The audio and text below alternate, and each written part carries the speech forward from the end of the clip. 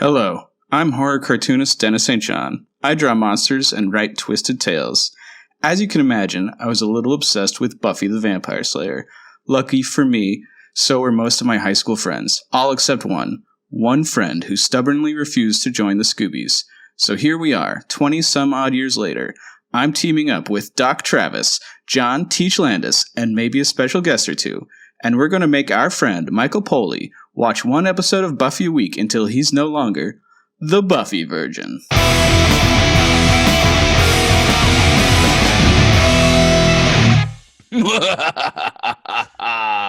Welcome to a very special episode of Buffy Virgin.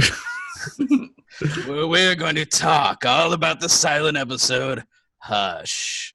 I'm your horror host, Dennis St. John. With me, as always, is the Virgin. Oh, this is Michael. I've only seen Buffy up to season 4, episode 10, Hush. And our victim, right? The newest victim. The newest victim, Audrey. Say hello. I've been looking forward to this, and I want to pick another one to be on too. If that's okay with you guys, I would love to be on some more future episodes because this is so much fun for me. Yeah, heck yeah. Nice. Yeah. You can find Audrey on Instagram at Zinderella. How do you spell that? Zindler, like Cinderella, but with a Z. Zinderella. Thank you very much. And now I'll stop. We also have our regular guests of Lando and Trav. Why don't you guys say hi? Hey, what's up? Hello. All right. Sorry about that. I was feeling extra enthused about Hush. But before we get into Hush, let's dive into reactions for Pangs. Audience reactions. So we had some strong reactions from YouTube. Mike, why don't you read that from Silver Spike? Oh, man. Okay, Silver Spike says, "Oh, come on. Harmony's hardly an innocent. She's killed without remorse because she's a soulless vamp. She and Spike at this point are equally matched. IMO. I love Pangs and was lucky enough to meet Jane Espenson at a UK BuffyCon years back where they screened the episode and she did live commentary on the writing of this. The script had to be banged out extremely quickly, and so Jane had a very limited amount of time to research the Native American tribe as to how sensitively the topic was handled. Well, if you take into consideration how long ago this was written, I think it comes out fairly well when you compare it with what was going on at that time. TV's changed a lot since the 90s. It's all about context." To add, Jane told us that Spike's speech regarding conquering was written by totally Whedon, and that his attitude towards Thanksgiving was that if folks want to celebrate it authentically, then it should be eaten off the corpse of a Native American each year. Whoa, okay, that's crazy. You didn't say that. My favorite line, apart from everything Spike says, is Anya's, "Everybody here got both ears?" Yeah, thanks for sharing that Espenson story.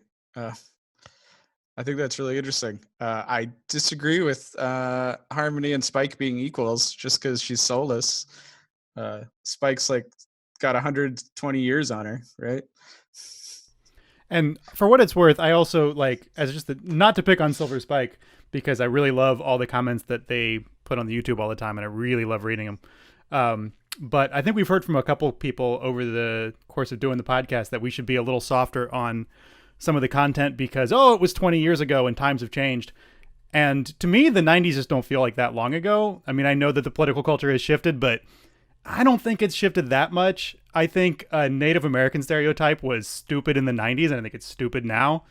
And I don't know. I'm going to call that stuff out when I see it. Yeah, I don't want to give any free passes either. It's clear. It's nice to know, or it's interesting to know that they were in a hurry to kind of bang it out or whatever, and that the Spike's kind of conquering speech is from Whedon. I think it's really cool, though, that you got to see a live commentary by Jane Espenson. That sounds like a lot of fun. Yeah, that does sound like fun. A lot of apologies, right? Live apology track. And Kayapa Nagoi said, Mike asks why Willow doesn't like Anya. No one remembers Doppelgangland? Obviously, I had forgotten about that. I'm a regular forgive and forget type. Anya's just so likable. I mean, come on.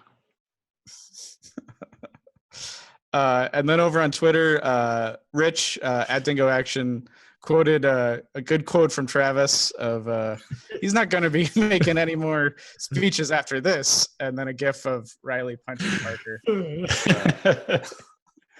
That's pretty funny. I don't remember. I remember I went off on a tangent about that, but I kind of forgot about I said stuff like that.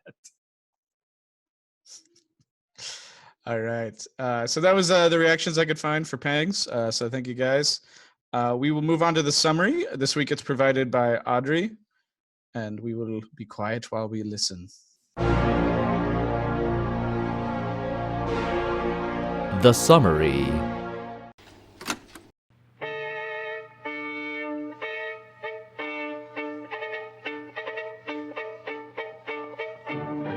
Buffy's weird kiss dream in class reveals the gentleman's rhyme. Spike and Giles are roomies. That is until Spike is passed off to Xander. What?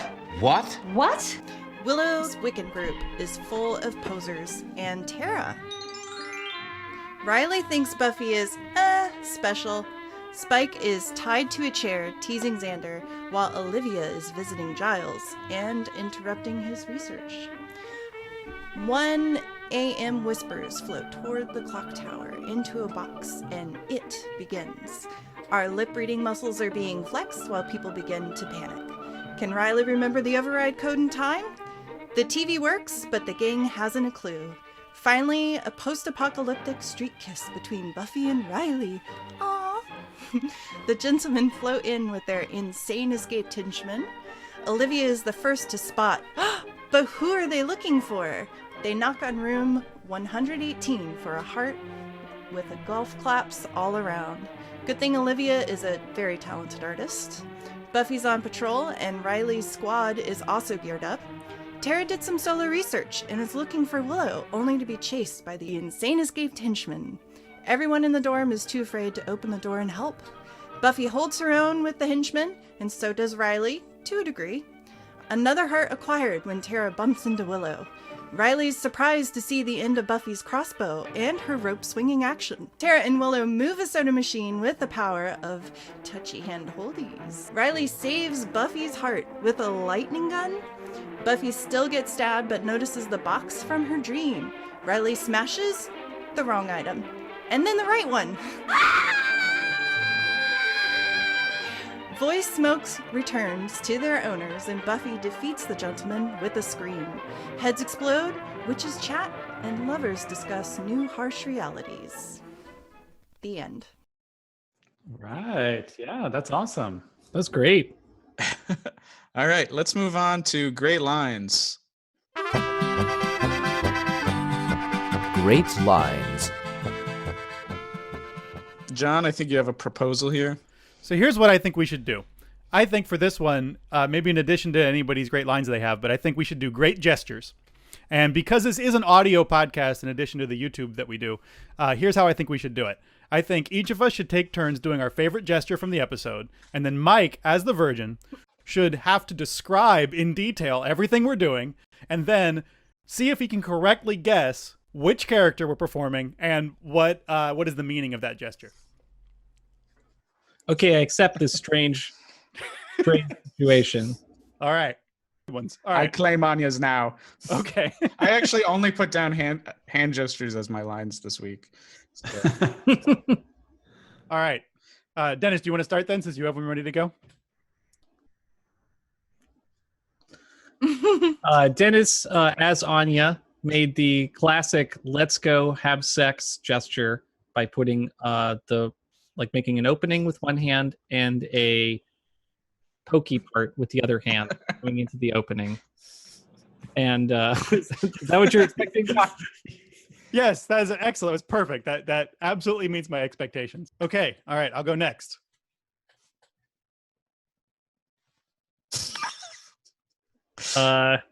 John held up a finger as if he had something important to say. are you being Walsh pointing to the in case of emergencies, take the stairs? That is incorrect. Oh, that's a good one. That was a good guess, though. I have no idea. I feel like any character could. This is Giles during his overhead presentation, and this is the shot that is used in the opening credits, which is why I thought people would. Wow. I want to go next. Okay. That is the Buffy stabby gesture during the presentation that Giles puts on, and it looks like she's jerking off a little bit, and it makes everybody uncomfortable, even though they know what she's trying to get across. Correction, it makes the boys uncomfortable. The girls are just fine. They don't even realize what's going on. And I think their look is genuine confusion also, because they're like, is Buffy gonna jerk off the gentleman? What a move, Buffy. What a move. At least she had Mr. Pointy handy and she could grab him and correct her, stabby gesture. I could try one. Go for it. So it's like a delicate gesture of their sense of personal value, like that they've done something important and meaningful. And I know from your note that it's Anya, but I don't remember when she did that. Oh no, it's the gentleman presenting. Oh, it's the gentleman. And then once they golf clap, he receives the compliment gracefully. Oh, thank you. Oh. Yeah, that's a good mime. Oh, that's a great really one. Good. That was a good one. All right, I got one more. Let's see if you can get this one. Oh, hips. So John. So John stood up and then gestured to the size of his hips, I assume. Oh yes, that's which, a great. Is Buffy one. reacting to the drawing of her that Giles does? Excellent. Yes. Excellent, Mike. I think you got all those except for one. No, I missed 2 or 3. Oh, okay, I feel whatever. like.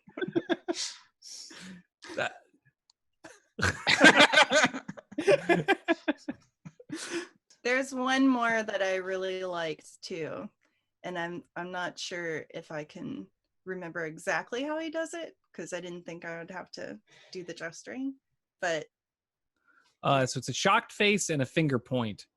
Is it Xander? yes. But I don't know. I don't remember when. Who's he blaming though? I don't know. He's blaming for something. And does anybody remember the response? Yeah, there you go. So John then put like a victory sign, a V finger up, but it was like an insult. I don't know who he's blaming. What is that? Who would do that? Who would do this? Spike. Yay! Oh, okay. So it's when he ties up Spike or whatever in his place? Yeah, when they woke up, everyone's voices just Oh, got- that's right. That's right. Okay. And it's Xander's immediate reaction is like, it's your fault. I'll tell you, my memory of gestures is poor. I really do rely on the spoken word. All right, here's a new one I just did. Dennis wrote a note on a piece of paper or a message board, and then pointed it and says, "Come on, come on." Who did that one? Can I say? Yeah, Or- please. Yeah, Forrest does it while Riley's trying to answer the code. He writes come on, as if that's gonna help. He's like, take this time out so you can read me verbally, read me saying come on. That was so goofy. That whole elevator sequence is so goofy. Why would they make a kill elevator? Like a death elevator. Like a whole When movie could be apparently based you on can that. just go on the stairs and not put in any code. Yeah. Yeah. Apparently the security system is super lax. Zero. If you are like not so lazy, you need to take an elevator down. It's like 50 stairs equals high security. Like it's like I want to talk about this phenomena in movies, but maybe we can do it later. When they rely on some weird fictional future technology to solve a problem, and then you see the worst possible result happen, and they kind of set up oddly that there's going to be this vocal based elevator, and then the worst possible thing that can happen happens. It's like Chopping Mall. Yeah, I just think immediately of Demolition Man when the eyeball, there's a retinal scanner, and so of course, Wesley Snipes' character stabs someone's eyeball with a scalpel and uses it to get through the retinal scan. You're like, I just learned of this technology, and now you're going to show me how it can be abused. It's your classic murder, death, kill. Does anyone have any spoken favorite lines from this episode we haven't covered? Oh yeah. Yeah, Giles, he says to Buffy on the phone, yes, it could be one of your prophetic dreams, or it could be the eternal mystery that is your brain. Yeah. That weirded me out. It's also like Dennis has been talking about Buffy's prophetic dreams since like season 1, and I totally forgot that they use this exact language because I never watched season 4. Oh, And did I get That's that? good on you, Dennis. Prophetic Yeah. dreams? Oh, because you stopped your rewatch at season 3? 2. You're like, I just do seasons 1, 2, and then 7. Well, it's like 1, 2 Buffy, then 1, 2, 3 Angel, then back to 1, 2 Buffy. I see your loop. Let's move on to the kill count. The kill count. So 3 humans got their heart ripped out. 5 gentlemen had their heads exploded. 1 bottle dies. 1 jar is broken, and 1 box is busted. I think I need to suggest a correction on that. Go ahead. The very first night, there were 3 jars with hearts in it. There's 2. And then the third night, sure? the second night, we only see 1. There could be more, I but thought I saw like 7 at the end of the episode. I thought thought they there got was 4, right? I thought there was a Did they? ton of jars of hearts. I know they were most of empty the are jars. empty. Yeah, but they got Because they smash an empty one. It would have been super gross if Riley smashed a full one. I could be wrong. Yeah. I'm willing to accept my mistakes. But before I do, why don't we just move on to weird noticings and trivia? Weird noticings.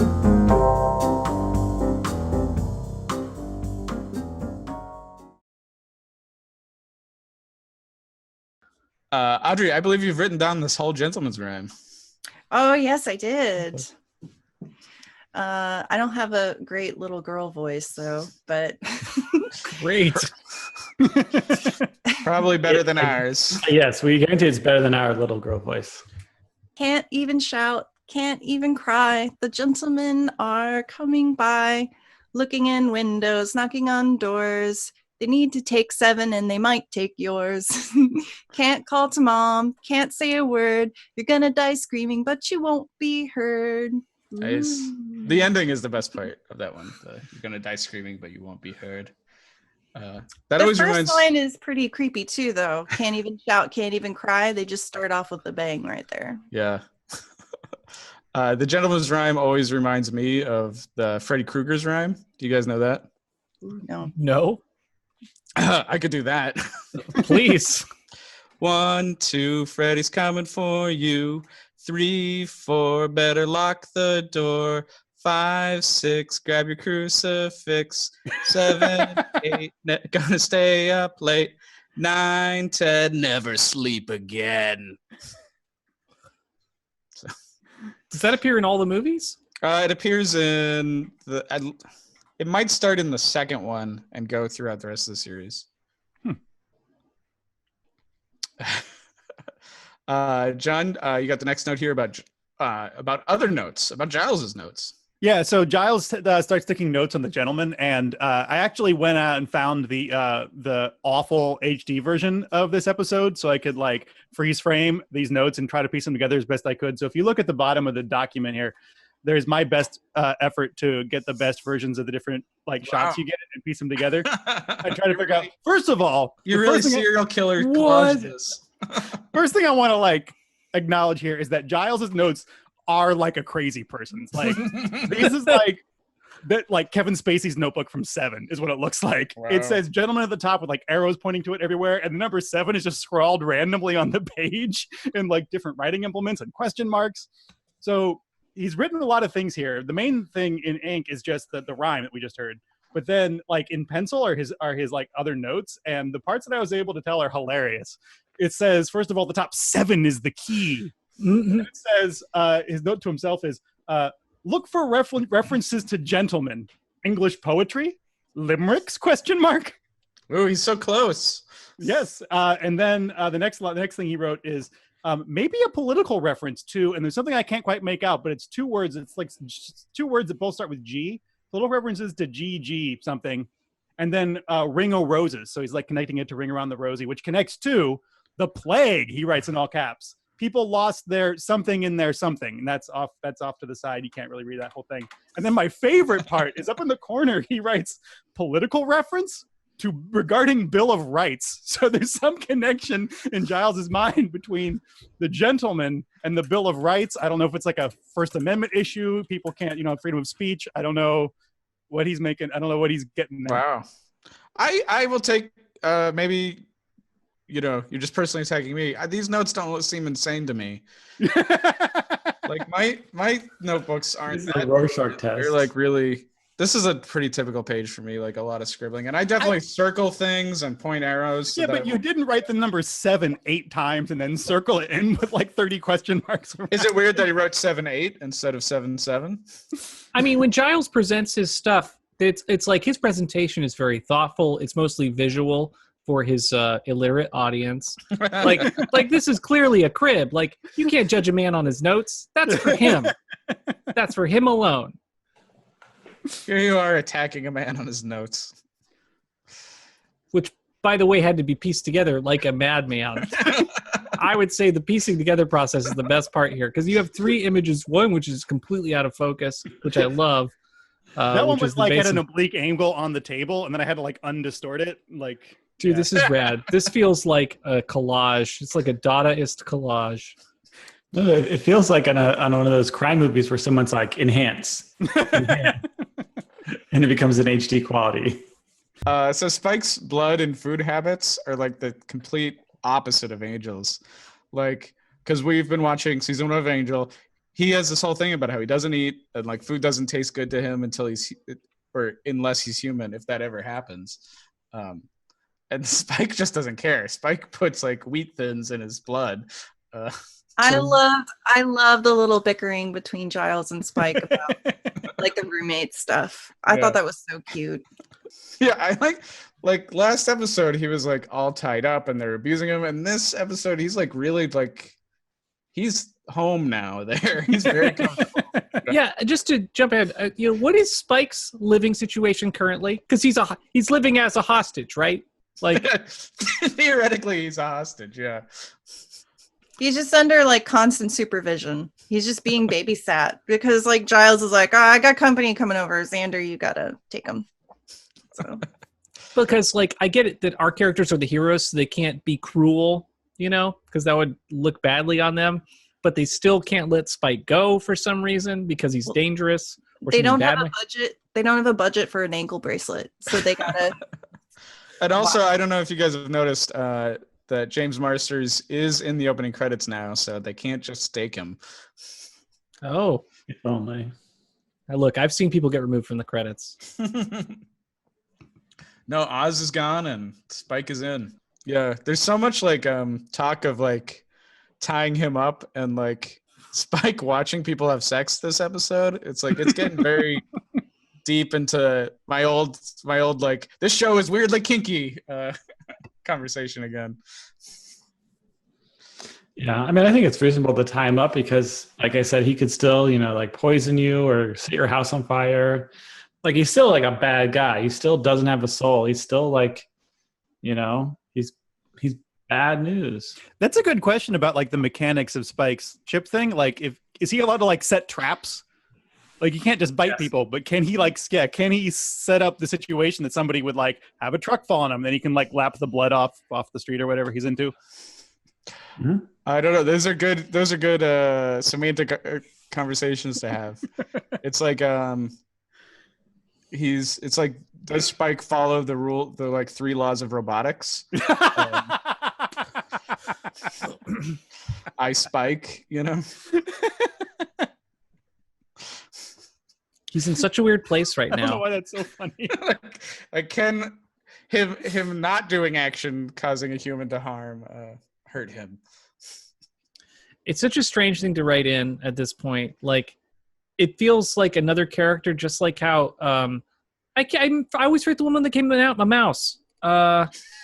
Amy the Amy, rat. shit. Amy But the like rat. Amy, it's like Amy became a rat, and it's just like, cool, she's a rat now. Spike is just living in someone's house now. It's just like these weird characters that like the show's like, don't forget about these, but also like the show's not sure what to do with them. Yep. Don't forget about Jonathan either, Mike. Oh gosh, I can't forget about Jonathan. Spoilers. We'll never let you forget about Jonathan. Nice, your favorite character. I get it. And he was there the whole time. I also like Travis. You're like he could like be maxing out your credit cards. Like he is still evil. Like he could steal from you. Like he might not be able to harm you, but he could like totally rob you. He's like at least 10 times, and you can do the math. You can do the comic book math on me on this, but he's at least 10 times more evil than Loki, right? Like What? I don't know. I'm just trying to do some comic book math on this. Like he's definitely more evil than that character, and that character Talking about MCU version of Loki. MCU version.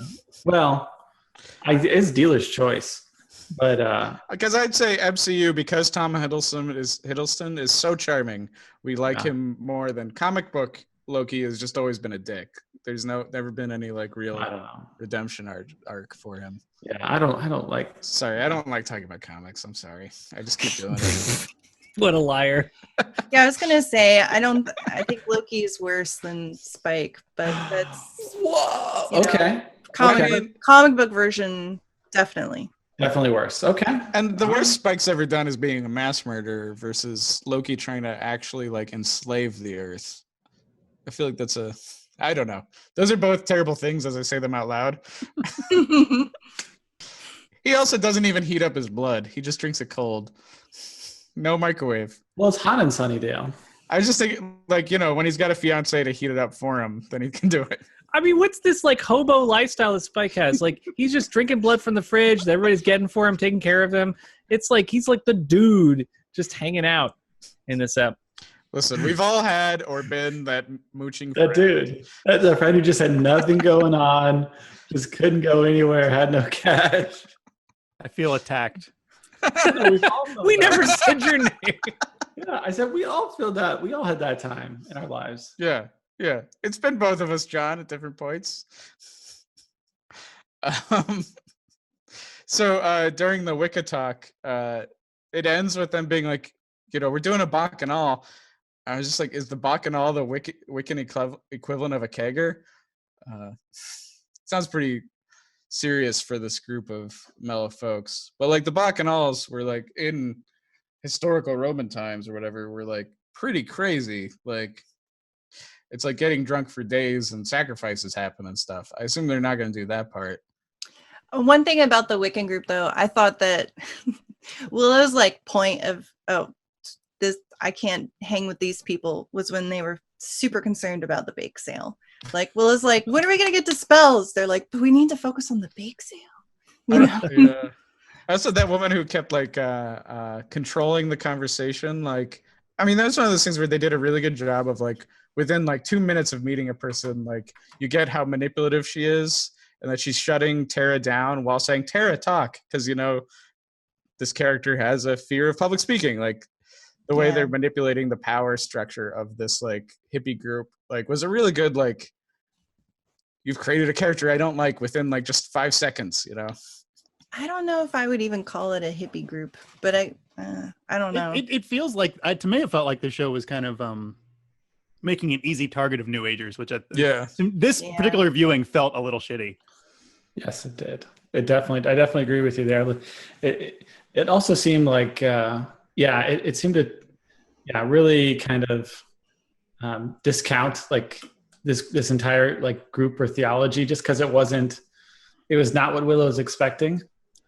Well, it was like a genuinely magical person meeting with muggles, right? Yeah.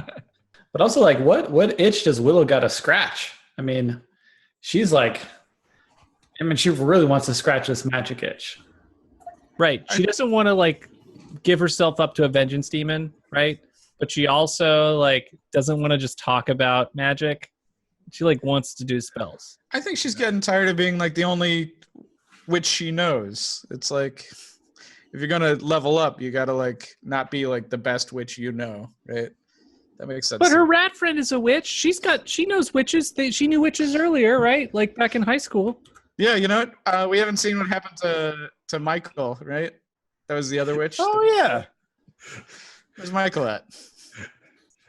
So now we've got to the point of the show where the muting happens. And Travis, you got the first couple notes about that.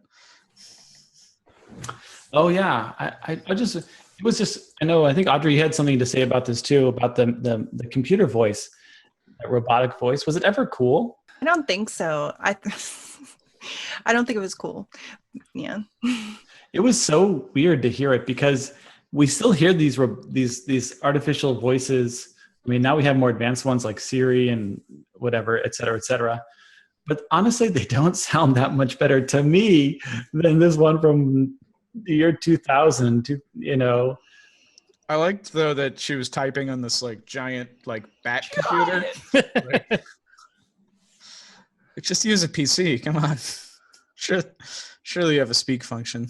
I taught an entire day that way once when I had laryngitis. I'm sorry, John. I didn't know that. Well, yeah, I like how the gentlemen are dressed in this episode. They're really, yeah, I'm a big fan. I'm not sure I'm not saying that I would be part of the gentleman group. If like I'm not saying it came to that, I'm not saying that because I won't know until I'm truly tested, right? Like you don't really know how you're going to make a decision until you have to make that decision. But I like the uniform. I do get the idea that they're like maybe we're ex-doctors and that's why they're walking around with scalpels and like insane patients and stuff. Like I could see you like, you don't jump into immediately being a gentleman. You're at first like, well, let me join this club where I wear the suit and we experiment with different surgery techniques. And like 100 years later, you're like, how did I get here? No, this is how it starts. Oh, I start going to the same tailor as these guys. Okay, that's how it starts. And then but when's the test come out? When it's like, when do they say like, and now we remove human hearts from people while they're screaming, but we can't, they're silenced? I think it's when you knock the teeth out and in favor of all like metal teeth, right? That's like a big, I'm not turning back from here moment. Yeah, that's like a gang style initiation.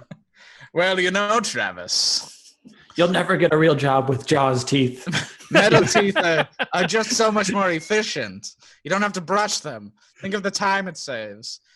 I mean, they're gloriously terrifying. I mean, I'm not pro Jaws teeth for myself, but I was like, wow. You guys saying that you wouldn't join the gentlemen? No. It's never occurred to me.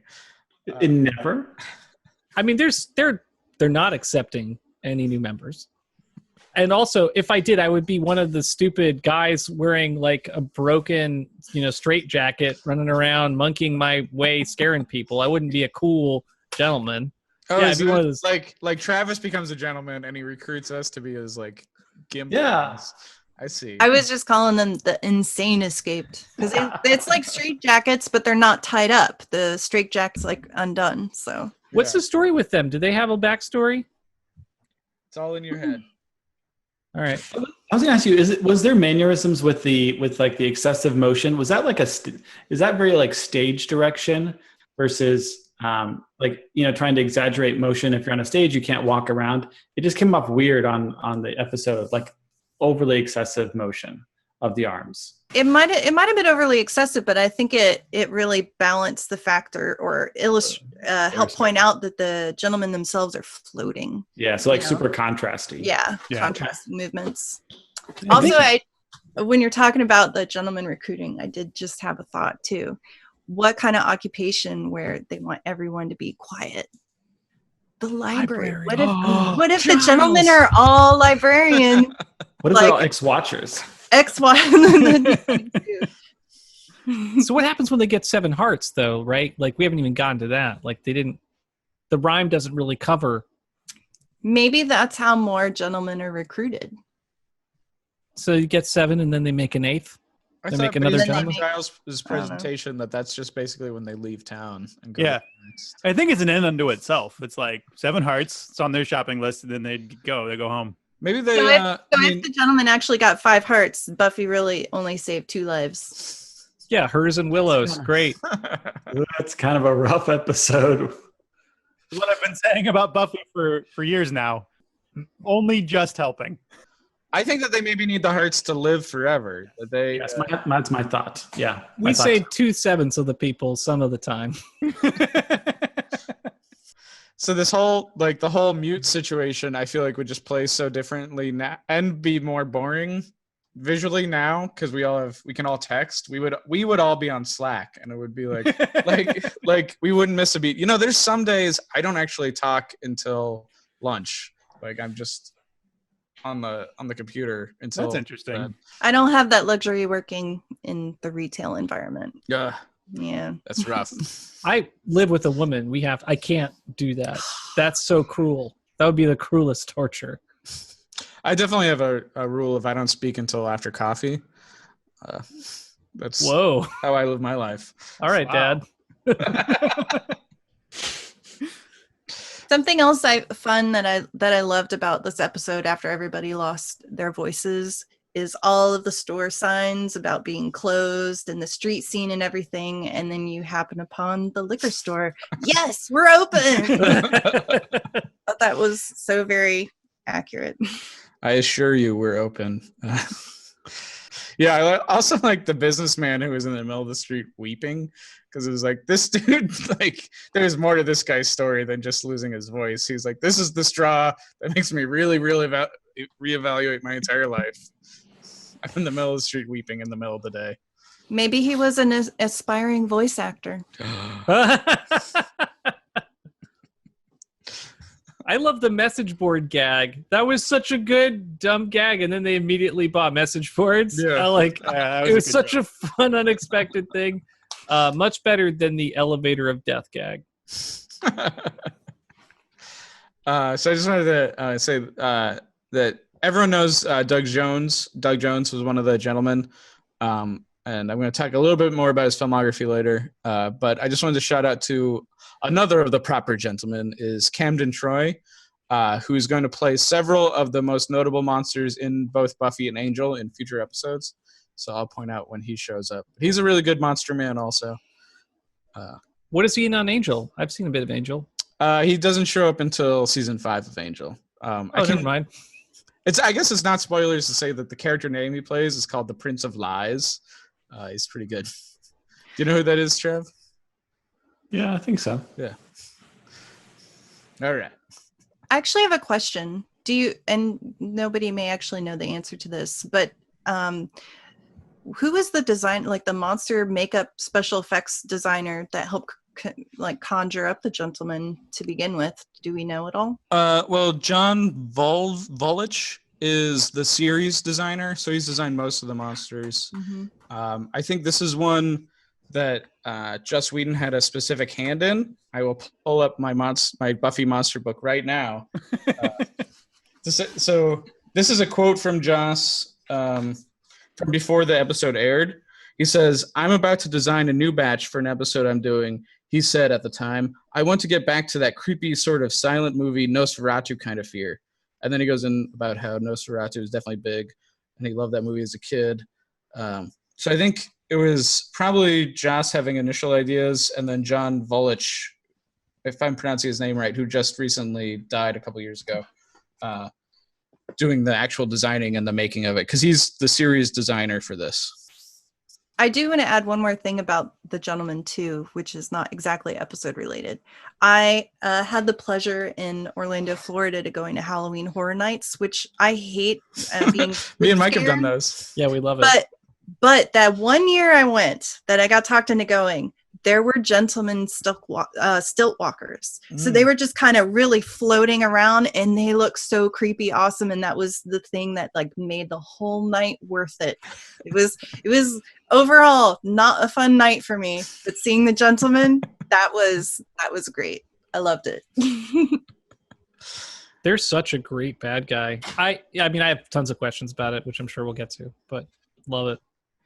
So John, you got some biblical trivia for us? Yeah, in the when we first walked through sort of the post-apocalyptic Sunnydale downtown, there's a like a church congregation in the street, and the guy has a sign that says Revelations 15:1, which is, "And I saw another sign in heaven, great and marvelous, 7 angels having the 7 last plagues, for in them is filled up the wrath of God." Yeah, so it's about sevens, which is kind of cool. I just like it as a detail that whoever that crazy priest is with the like apocalypse in the street, he was onto something. He knew what was going on. So he's in the know. If you're a fire and brimstone, like let's refer to the Book of Revelations type preacher, you're gonna get a lot of work in Sunnydale.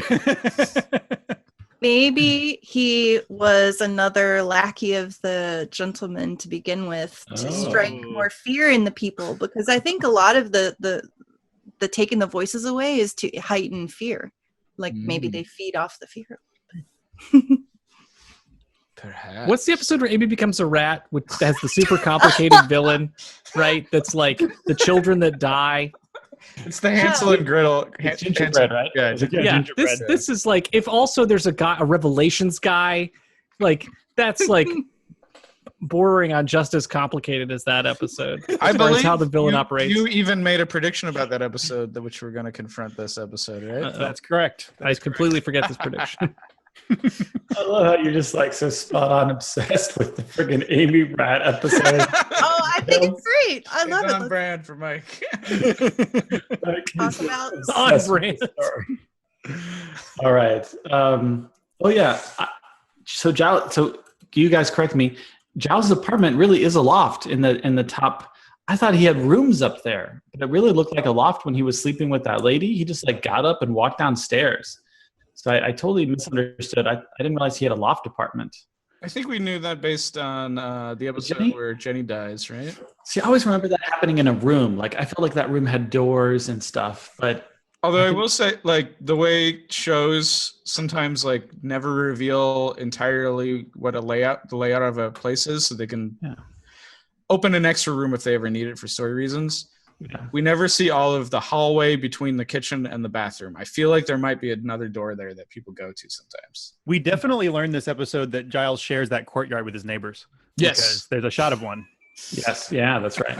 Oh my god. We also learned that Giles doesn't pick up his girlfriend from the airport, which I find kind of rude. Is there a floor plan for Giles' place in like another like expanded, universe manual, something we can buy and just like nail it down? What's the fun in that, Mike? Listen, there are actual designs for Buffy's house. Yeah. That are available online, like architectural blueprints. Also, so Sunnyvale's got an airport, a zoo. We don't have to run through them all, but actually, there's a good map in the statistics book. Which isn't near enough me. There's a good map of Sunnydale and just its surrounding area because there's so much insane stuff in it. Because it's got like. Got that one main street with the movie theater, with the marquee, coffee shop. It somehow has like an international airport, right? So when they listen to the news report and they're like, it's laryngitis. The town's got laryngitis. I wondered, like, now that the mayor is gone, like who's running Sunnydale and pumping out all the lies to maintain like normal Sunnydale to the greater public, right? Just another PR guy, a part of the Hush monster, like dozen monsters that are created in the Hush world. Just part of the machine, man. I think this is a specific to Sunnydale thing that no matter what monstrous things happen, there's a PR guy ready to like. He doesn't even know what the monster is, but he knows it's his. Probably job the to Watcher cover Council. Probably them. They're just like, who cares? Also about Sunnydale, like how many clock towers? There's more than one clock tower episode, I know for sure. So that's true. Yeah, I like that. This is a very specific, like, Tim Burton designed this clock tower. It's like Sunnydale, city of clock towers. Like somewhere like city of bridges, and clock towers and creepy mansions. So glad you mentioned that. Did Tim Burton get invited to the set for 1 day or 3 days to like, come up with some of the gentlemen like face masks or something? Man, in addition to the clock tower. Audrey, do you want to do the music note, or was that just Sure. a note for? Well, I am a musician as well for fun, and so I always am listening to soundtracks. I love movie and TV show soundtracks, and I love that they picked Camille Saint-Saëns' Dance Macabre as Giles's Scantron review background music. It's very kind of him to put, to gather everybody's attention to put on some music for them. Okay, I'm sorry. What? This is the worst pedantry, I'm the worst jerk. In an episode of you being full of this stuff, John. Yeah, I'm sorry. On brand. A couple times you said Scantron, which is Scantron is the bubble test. That's right. These are overhead transparencies. Transparencies. Yeah. That's what it is. I don't know why. So, okay. Sorry, I'm going to burn in hell for making this. No. Thank you for correcting me, because it's been too long since I've been in school. This is the reveal. They don't use either Scantrons or overheads anymore, I assume. Or at least they don't use overheads. John? My school, actually, we got rid of our last overhead projectors within the last 10 years. We were using them pretty recently, actually. It's all Elmos now.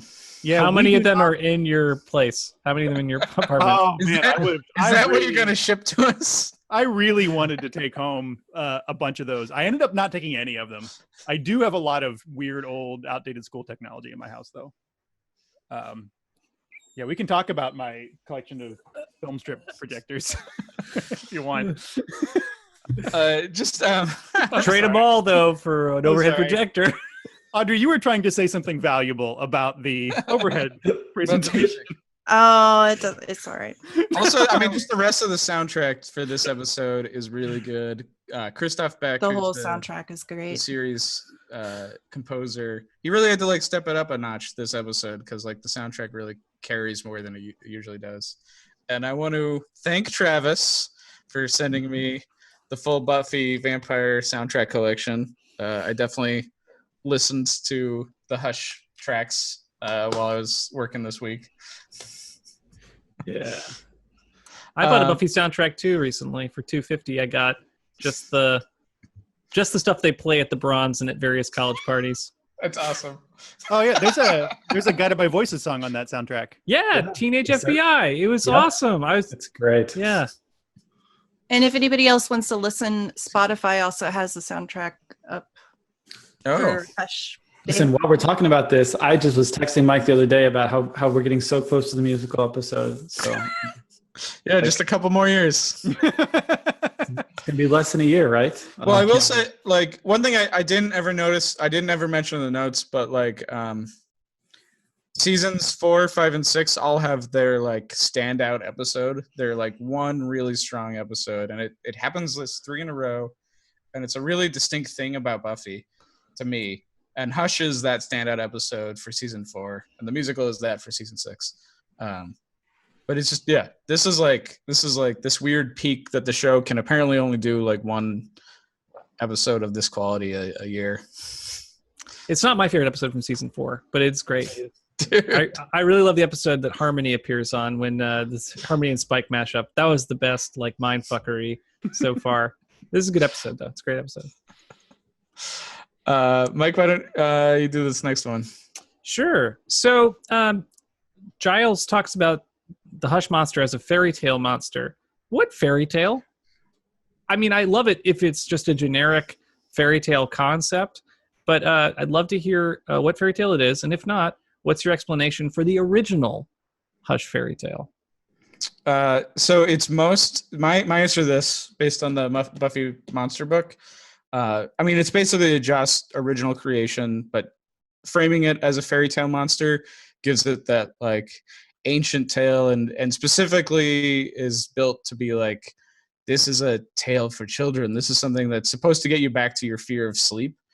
But it's most, in terms of fairy tales that already exist, that's most similar to, it's probably most similar to the German Sandman, which I will talk about in themes and deep noticings, but he's kind of a deep themes and deep thoughts, or whatever we call this section we talk about every single week.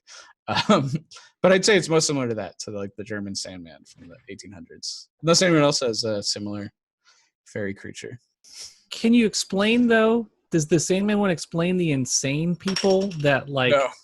run out in front to fuck with people? No, it doesn't have the insane people. Because I feel like there's such an unnecessary part of this thing, except if you just want Riley to be like busy doing something else because you don't want Riley to confront the gentleman directly. I still disagree, though. The gentlemen are too prim and proper to hold someone down when their heart's getting cut out. Yeah.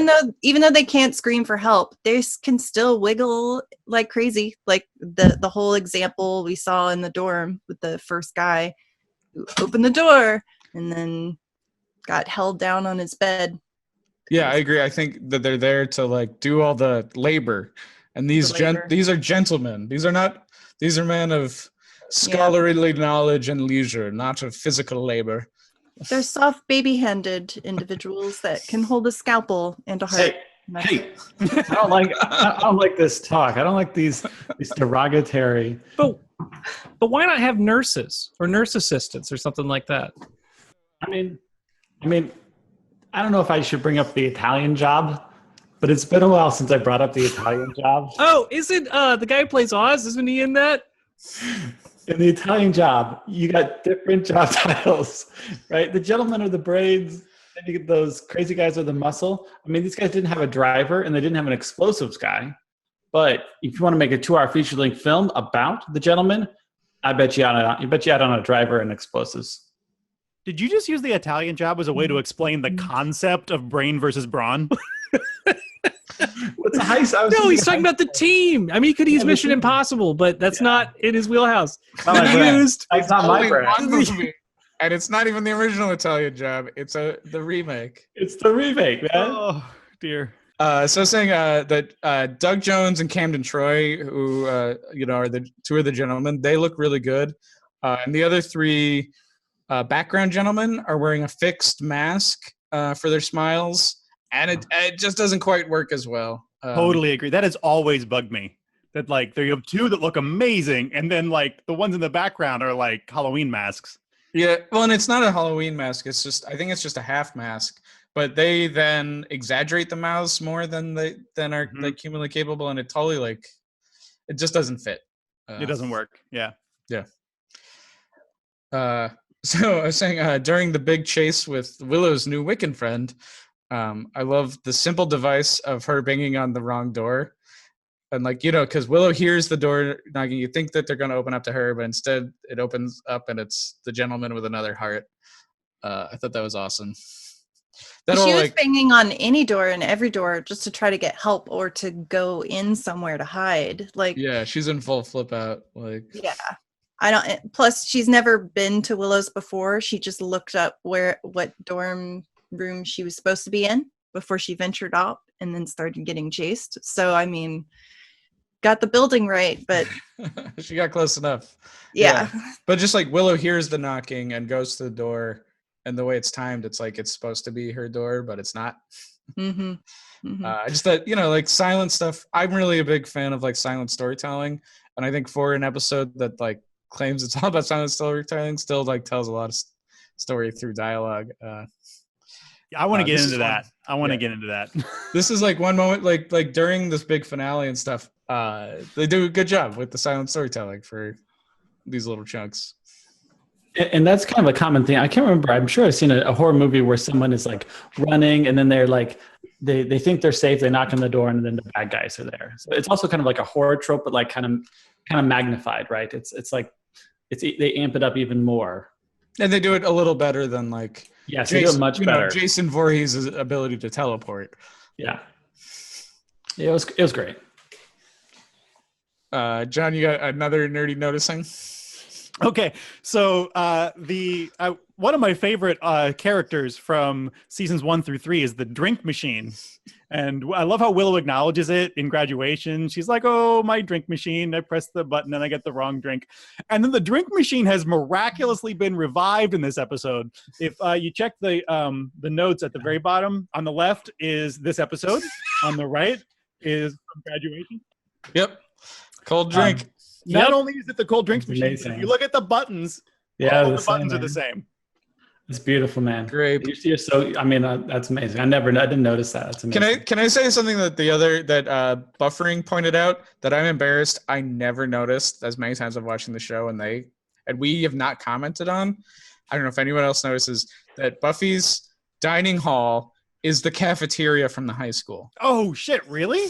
Yeah, they pointed it out, and I was like, "What?" After all this time, I never noticed that. No, ditto. That's wonderful. so yeah, shout out to another podcast. You guys should go listen to them. They're smarter than us. They noticed this thing I didn't notice. But thank you, John, for that soda machine update. Trev, why did you go into the next point? Oh yeah, I love it. It was you said I forget her name. Olivia is Giles' girlfriend. Calls him pretentious. Yeah, that's pretty amazing. And she was his girlfriend a couple episodes ago, right? Yeah, Last season, episode right? 1. Episode 1 of season 4. Episode 1. This Yeah. season. Oh, okay. Less of a girlfriend, more of an orgasm friend, I think. No, You just care about. You don't fly across the pond just for physical intimacy. Well, But okay, here's my thing. Why? Okay. By the way, I want a show called "Here's My Thing." I want a totally new show. Why? It seems like she learns this episode that monsters are real. But he's been telling her they're real. He also said he was in Pink Floyd or whatever lies. He's got a boring ass job. He's like, I used to be a rocker. I used to have this earring in my ear. I just want this. The basis of this relationship seems insane. Like I know she doesn't figuring get this picked out. up from the airport. I know that. Well, how do you think they met then? What's the story then? Is it a Ripper Days GF? No, because then she'd believe in magic because No. they did all those bad things. She calls him Ripper, so she must at least kind of know him from that circle. Maybe his And- Ripper days lasted longer than we. When she was when she came to sleep with him before, it was kind of the impression was given that she was in town anyway, or she was in the area anyway, and she was just like dropping by. Because she says I couldn't be pass through the area without dropping in on old Ripper here. That's what she said, something like that. So I kind of feel like they're not really that intimate. I mean, that's what you say to someone when you can't say like, no, we got a relationship. It's just on the down low. Yeah. Also, she's not even puzzled. Like, I think she's got to know a lot of details about his life because she's not even puzzled by why is this teenage girl visiting you. Were they flirting with a third, like another spin-off series, Ripper, at this time? Because No, it seems I like don't the think way so. they're dropping this backstory, they could easily enter into something complicated. Like Giles doesn't belong on the show anymore. There's no reason to have him there, right? So like you could easily have at the end of season 4 or even during the season a Ripper thing kind of emerge and like follow some of these characters around. Maybe anyway. It just seems like there's so much more going on in that relationship. Like I totally agree. It's like let's follow up on it. And if you are all still confused, that means it doesn't get followed up on later. Maybe something for predictions. I don't know. Oh, great. Oh yeah, okay. And then I said Buffy was a princess long before the Disney acquisition, but we all knew that way before this episode. Right, because only a princess's scream can kill the gentleman. Yeah. does Disney own Buffy now or something? Yeah. Yeah. Okay. When did that happen?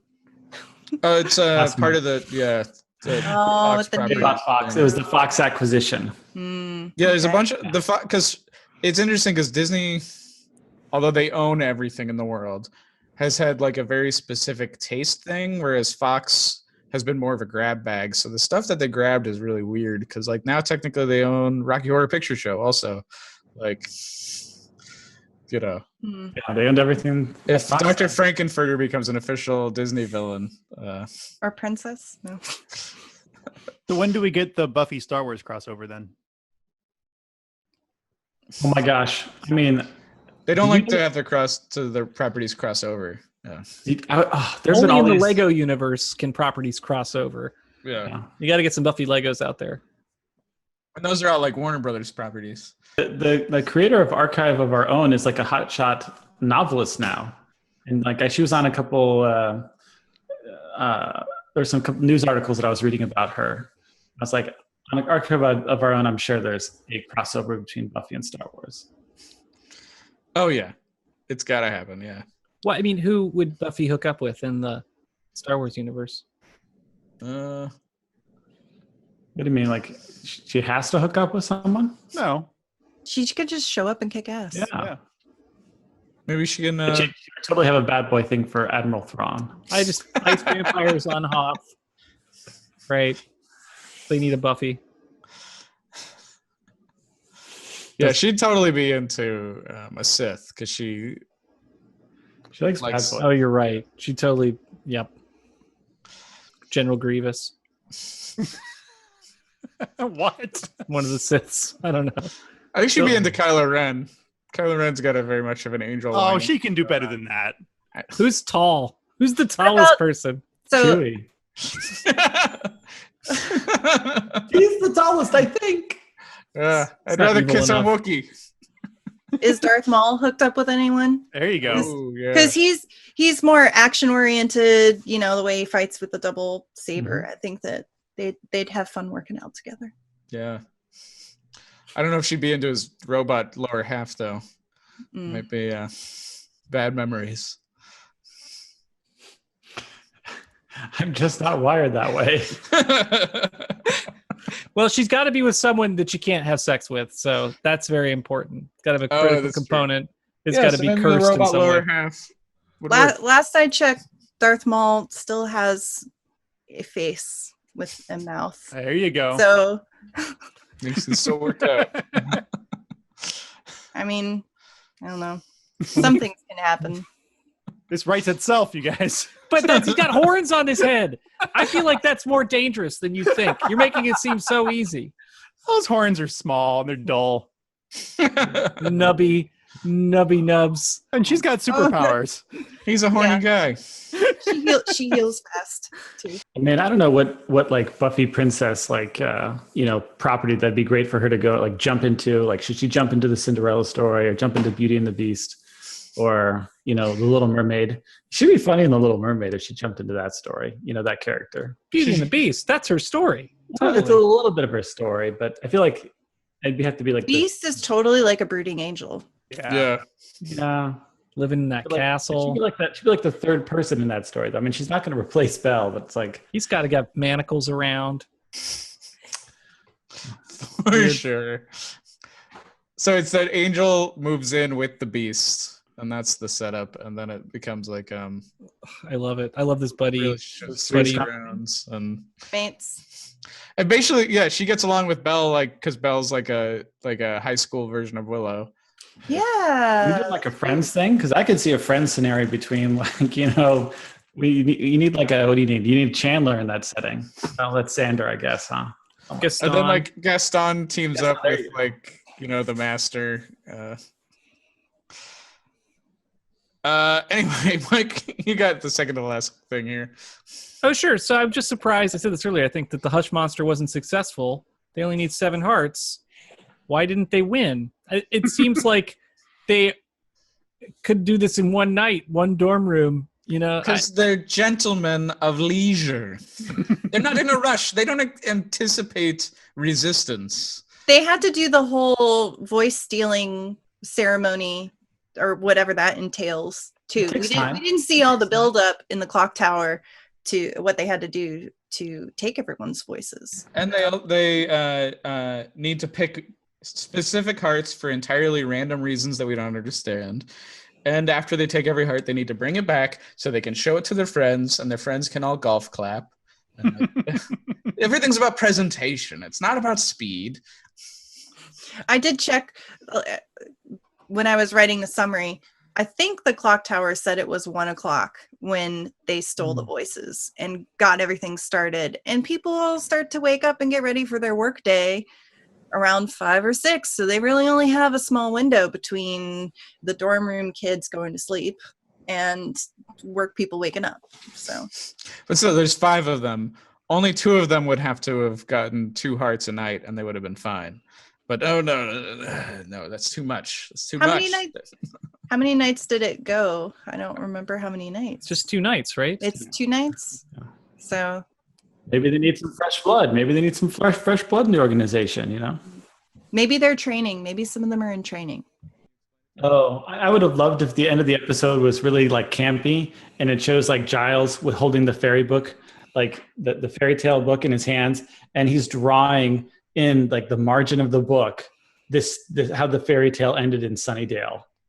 Like that's who went to get the fairy tale book. Like it's some fake fairy tale, but like presumably there's a couple pages at the end of each fairy tale, and he's just like addending. Oh, He's addending the story with like, this is how the princess, this is, there's like a little stick figure with like vampire teeth, for Spike, and like he's just addending his own personal copy of the fairy tale book, and like it's really campy, like the camera's looking at the book as he's like drawing it, like Disney camp. That's what I'm saying. It's like a Disney. It's the way a story in Disney would end, and then boom, he closed the tome at the end of the episode. okay. Yeah, because they finished a fairy tale that had no real ending. So, of course, I would be rushing to addend my own personal copy of that fairy tale with how things really went down. All right, now let's thank you for bearing with us while we go through all our weird noticings and trivia. And now let's move on to questions for the group. Questions for the group.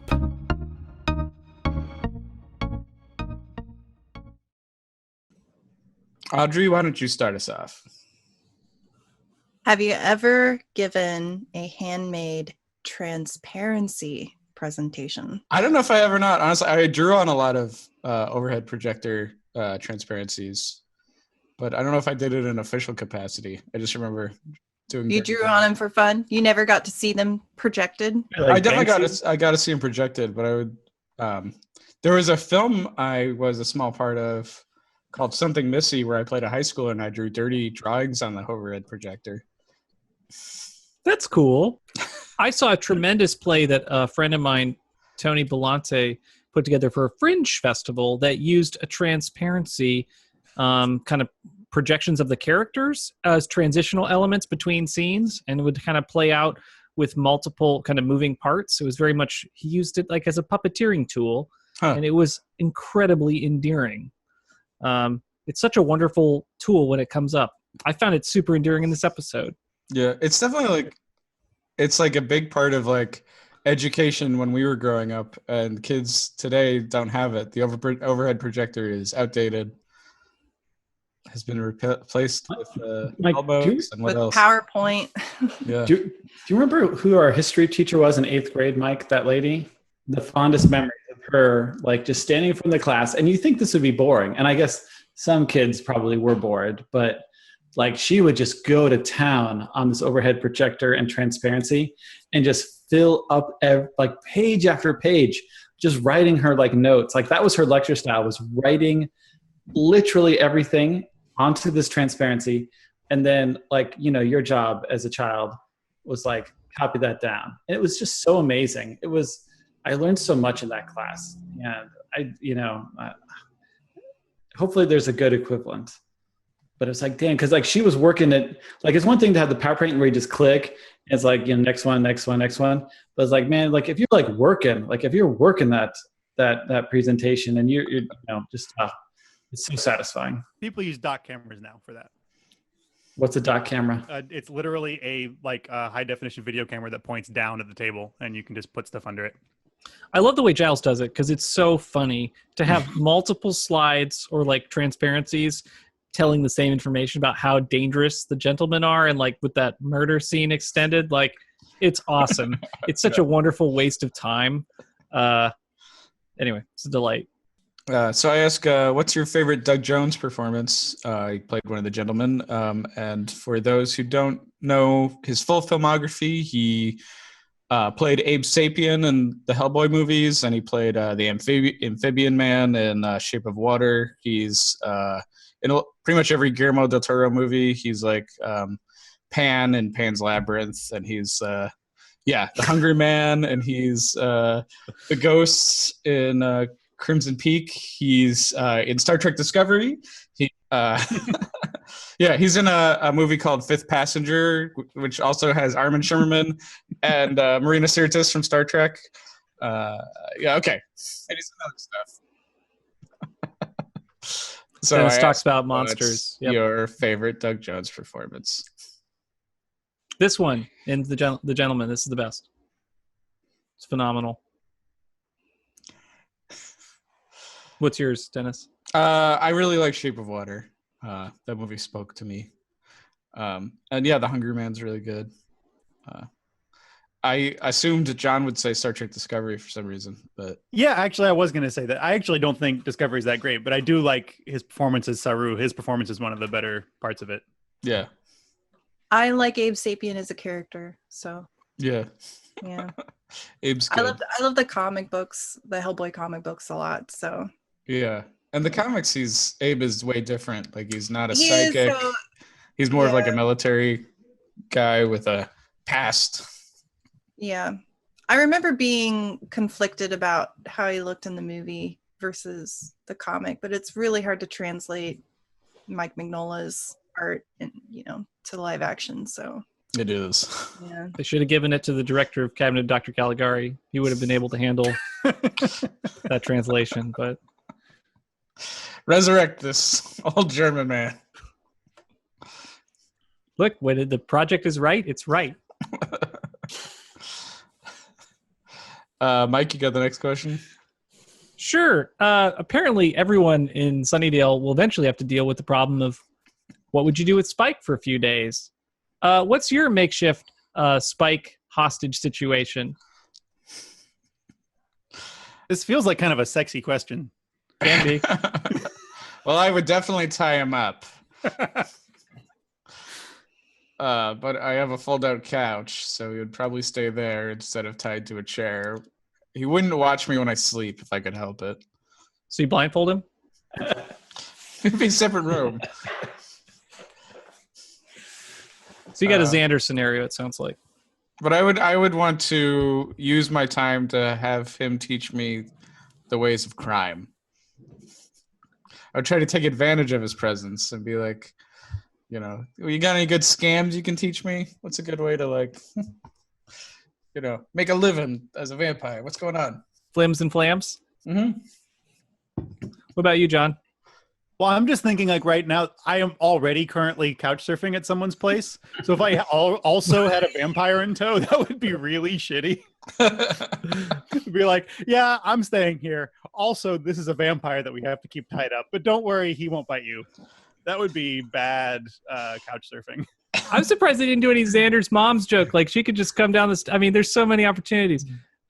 Your situation also sounds like a Xander scenario. It's amazing. It's so amazing. Audrey, what'd you do?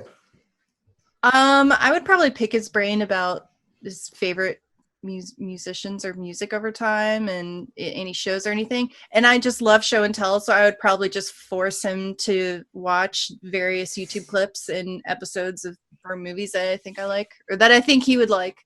It'd be like, oh, but have you seen this? Yeah, I'd probably do that. Yeah, I probably would just make him. We'd probably just hang out, listen to records. You got a big house. He could probably occupy a wing and be okay. Just nobody go over there in those rooms. Those are the vampire rooms. Where would he go? I have a cleaning lady who shows up. I don't know where he'd go. That would be an interesting week.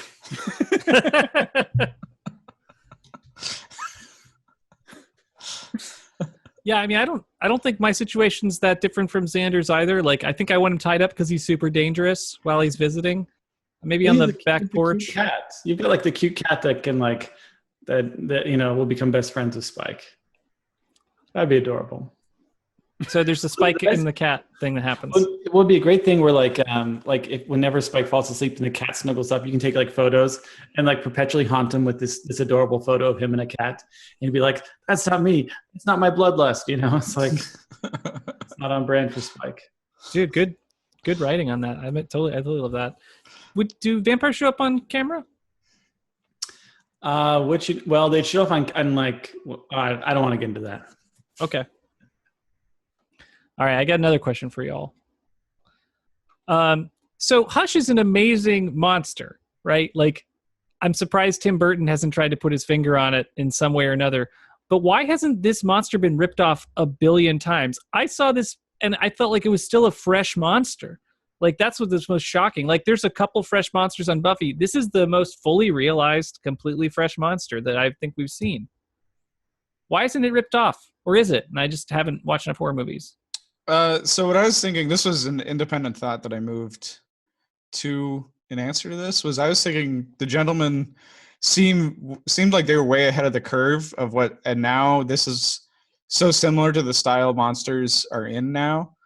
And I named it like it's so similar to like the Slender Man, where it's like the very long Slender Man in the suit and the white face. And I think the trend now is more the face is being blank. But even like the new Blair Witch movie was in that style. Some of the monsters in the Conjuring series look like that. There's the Silence from Doctor Who. The gentleman kind of hit on something.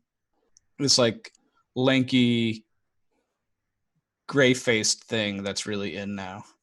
No, I mean it's like visually similar, right? Like there's something it evokes that's I think similar to the Slender Man, but the taking away the sound seems like such an amazing trope to play with.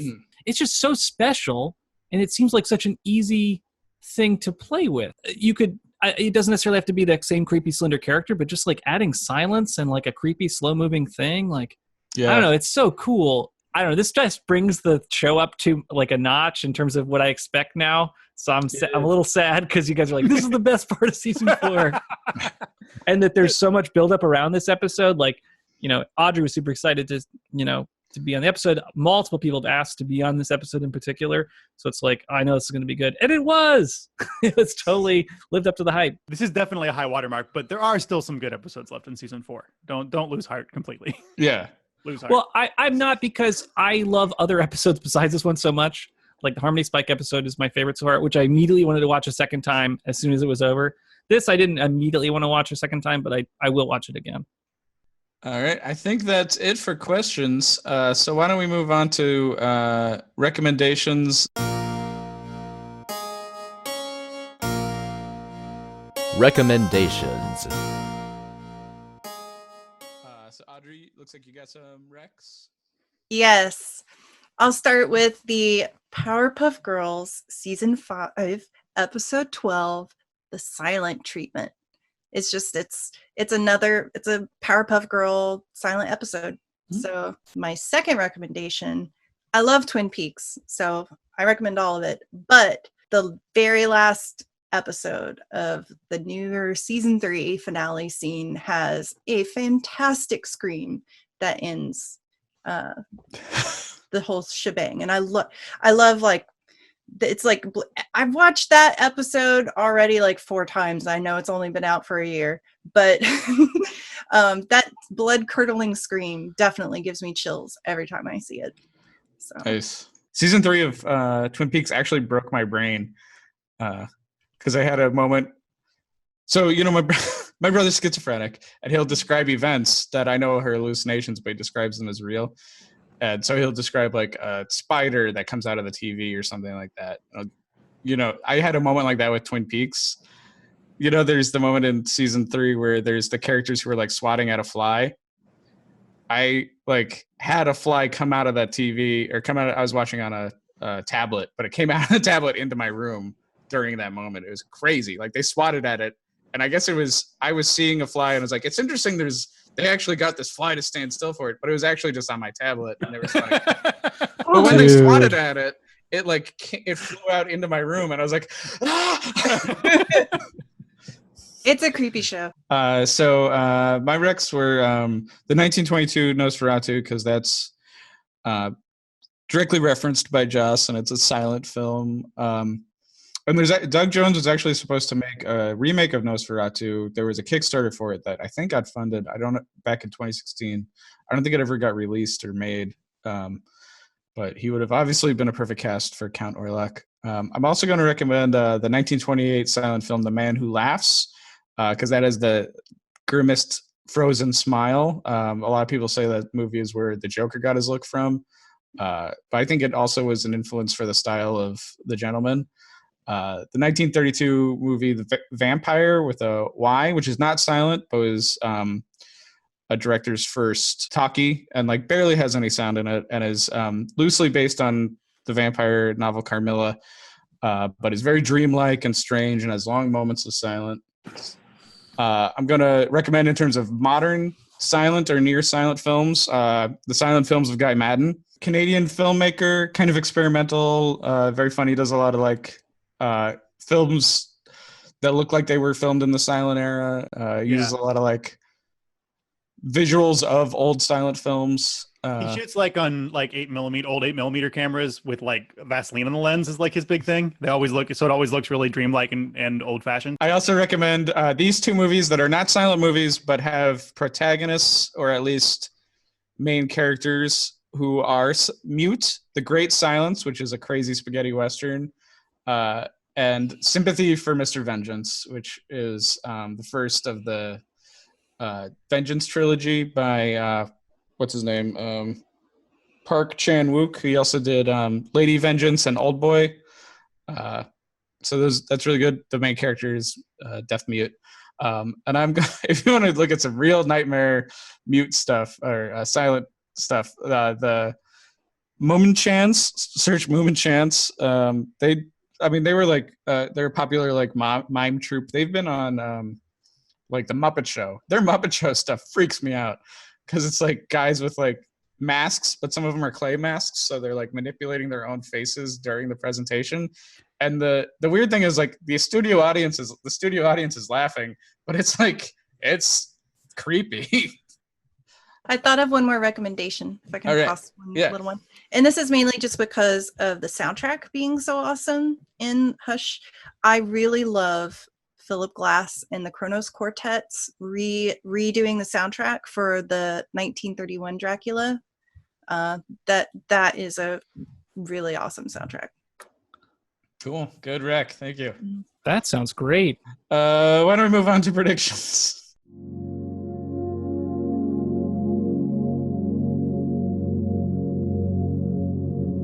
Virgin predictions.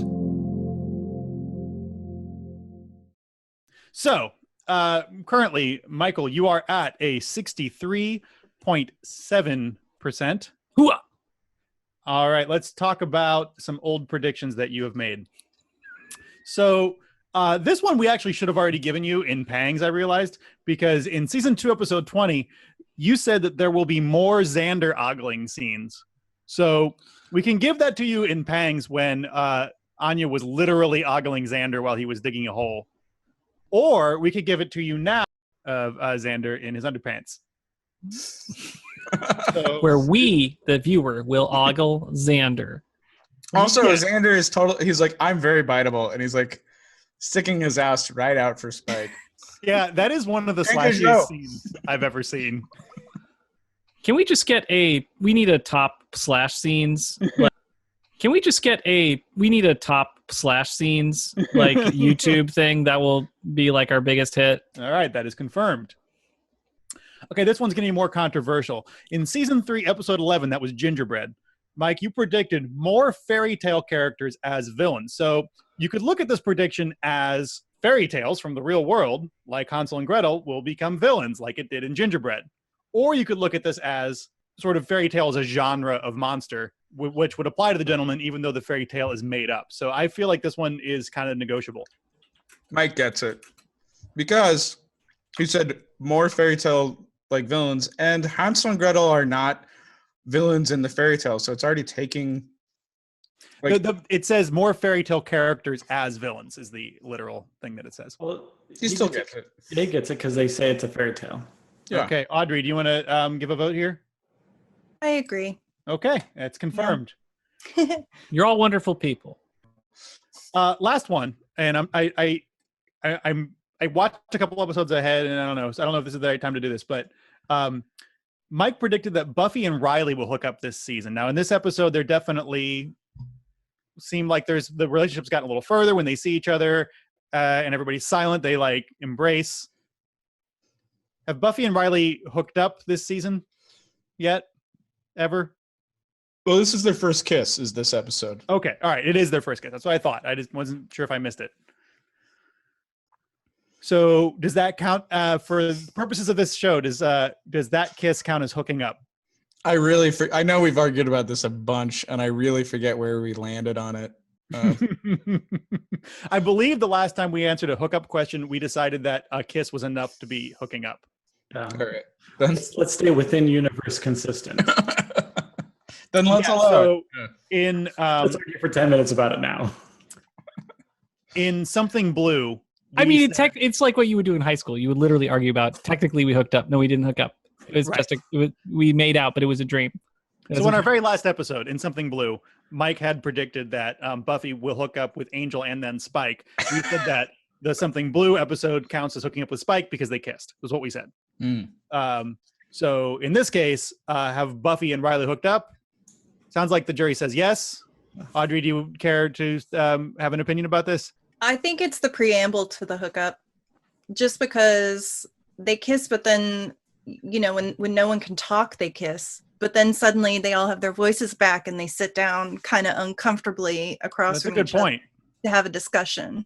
So it's sort of protracted. Yeah, it's kind of like well, you know, we both have a lot to explain to each other. So that doesn't necessarily mean that kiss is okay. You can give it to me now and give it to me next episode because they look like they're about to hook up. And we don't know. We don't know what's happening next episode, Mike.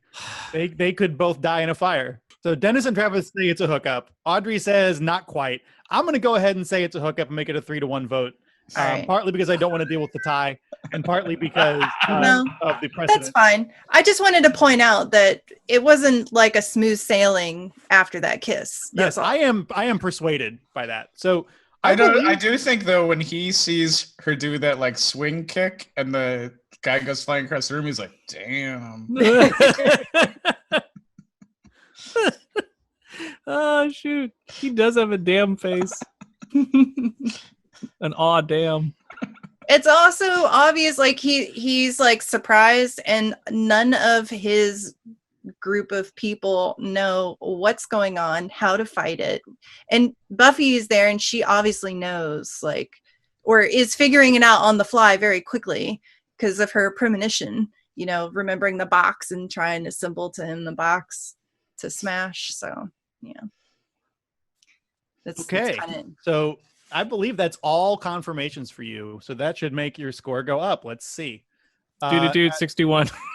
At this point, Mike, we started off, you were at a 63 and change. You are now at a 64.5. Hey. Wow. You need so much to move the needle when you have a billion predictions out there. And I want to add some more, if that's all right. Please do. I think that Giles' girlfriend, Olivia, okay, I shouldn't even call her girlfriend, Olivia, will need a Scooby Gang rescue in a future episode. Not just Giles, Scooby Gang. Another woman, not Olivia, will know Giles as Ripper. I think Giles has left a trail of ripped hearts. You can call them ripped hearts. He's been ripping through them. And some of them are going to come visit or something. I think Tara will cast a spell. And Tara and Willow are going to hook up. Are you sure you want to use the phrase hook up? Yes. Damn it. Clearly, we now have precedent that hooking up is just making out. So I think just say kiss. Tara and Willow will kiss. There you go. There we go. All right.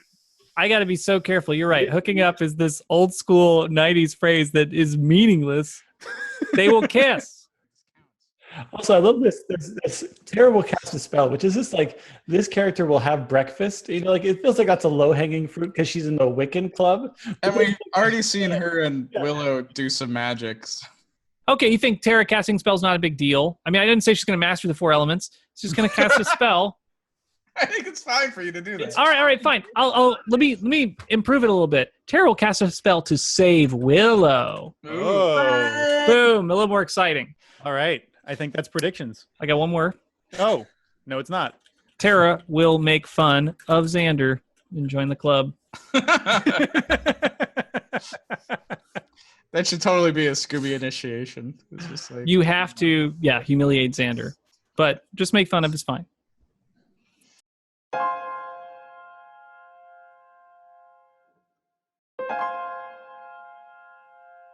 Deep stuff.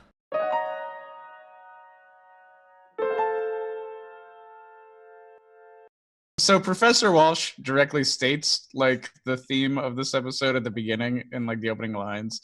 She has a lecture or maybe a dream lecture that she's talking about communication and language, and they're not the same thing. So thank you, Professor Walsh, for telling us the theme. as obviously demonstrated in the end when Riley and Buffy stopped talking to each other after they learned how to communicate in silence. Yeah, I also noticed that and felt like it was heavy-handed. I do think it's really interesting though. Like now I can't remember where I read this, but apparently, supposedly Joss Whedon wrote this. Said he wanted to write this episode because he read a review of Buffy that it's all hinged on the dialogue. That the strongest part of Buffy was the dialogue, and so like to challenge himself, he's going to write an episode without dialogue. And I think it's like partly it's like that's silly because like this episode when they're not talking, it's still dialogue. So first of all, there's only about 35 minutes of this episode that is the no dialogue part. It's actually, 25 minutes. That's the no dialogue part. It's less of the episode than it kind of feels like. And secondly, like there are so many just devices that are used constantly to bring verbal communication back into the episode when they can't speak. So like there's a notepad, there's a sign, there's whiteboards, there's a TV, there's lip reading, there's overhead projectors, there's post-it notes, there's like they do everything they can to like put the dialogue back in. And the human characters, even when they are using gestures to communicate, it's still dialogue. Like it's still a back and forth statement and response. Back and forth statement and response is different from dialogue because that's still silent communication. But I totally agree about like, let's now have a robot voice. Let's do an actual presentation where there's like everything being written out. Like, so I think Joss kind of failed on that challenge he gave himself. The way that the human characters talk is almost like slated into lines of dialogue, even when they're communicating non-verbally. Where like there's this really awkward moment where Riley breaks up a fight, and it's like there's a man who's like, I'm gonna punch you, but he doesn't say it, but he does say it. And then Riley's like, no, make peace. And the other guy's like, I'm gonna punch you. And then he does this really awkward thing where he straightens the guy's jacket that is totally goofy. And it just feels like this like one-to-one substitution for words, which is different than the way that like the gentleman and the crazy monsters non-verbally communicate, which is way more atmospheric. It's way more actually visual as opposed to feeling like a substitute for dialogue.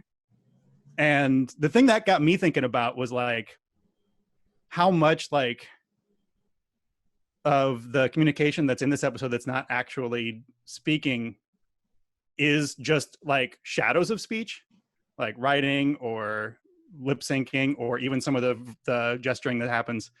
Like I feel like this episode really like shows that for a certain mindset, and I think it's mine, like verbal communication is communication. And then when that's missing, we just like substitute shit in rather than like actually communicating a different way, which is possible. And I think that the gentlemen show that, right? The gentlemen actually do communicate through like a different, like are different in the way they communicate.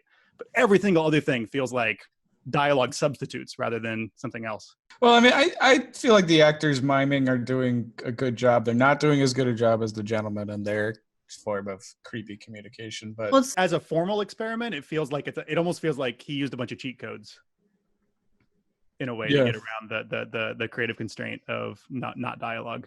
Okay, so I'm gonna paraphrase from the Monster book again this episode. So this is German author Ernst Theodor Amadeus Hoffmann in 1817 wrote the story of the Sandman, a wicked man who comes to little children when they won't go to bed and throws handfuls of sand into their eyes so that they jump out of their heads all bloody, and puts them into a bag and takes them to the half moon as food for his little ones. And they sit there in the nest and have hooked beaks like owls, and they pick naughty little boys and girls' eyes out with them. And Sigmund Freud, in The Uncanny, found the loss of eyes imagery a metaphor for castration fears. Thank you, Freud. So eyes, genital, and this is me paraphrasing Bassett's response to that. Eyes, genitals, voice, all embody aspect of the dread of sleep, that most vulnerable state of being when we might fall prey to dreams, nightmares, or the boogeyman. So because I think Freud overstates the castration fear, as is Freud's way, or Freud, I mean. but just the thematic similarities of losing senses, and Bassett connects it more with the fear of sleeping, the fear of like the dream time. So I thought that was interesting. Do you agree? Do you think it's fear of sleep? Well, I think if you look at like when Mary Shelley talked about creating the Frankenstein story, it like appeared to her first as an image of like a creature, of like a giant man standing over her bed. I think I think that's the easiest thing if you're trying to create something really scary to go to, is the fear of sleeping, the fear of something hovering over you while you're trying to sleep when you're at your most vulnerable state. And you can get like more symbolic about it, about like, not just because you're vulnerable to outside attacks, but that's when your mind is vulnerable to your own unconscious. But that's it. Like if I'm trying to make a horror story or something, I try to stay away from that. Like when you're sleeping, because I feel like that's the cheat codes, is like, well, somebody attack, like you're laying in bed and you think you're safe, and there's a shadowy thing. But yeah, I think that's definitely like the gentleman come at you when you're in bed and take your heart out and you can't move because you're strapped down, and it seems very like night terrors related kind of thing. So I think that's why like this is like this was like Joss Whedon aiming less towards monsters as fun things and more towards like, can I make a monster that's actually scary? And it starts with like, what's something that attacks you when you're near sleep.